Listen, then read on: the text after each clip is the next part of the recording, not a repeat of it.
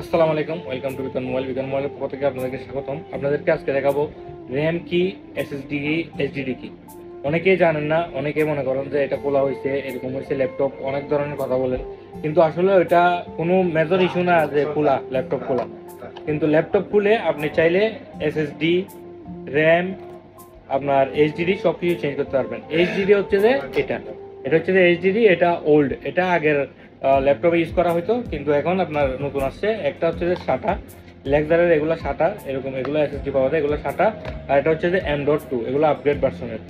তো আপনি যদি, এটা হচ্ছে যে র্যাম, দেখেন, আপনার যদি র্যাম আপগ্রেড করতে চান ল্যাপটপের, এই র্যামটা আপনার 16 জিবি লাগাতে পারবেন, 32 জিবি করতে পারবেন, অথবা 8/16 জিবি করতে পারবেন।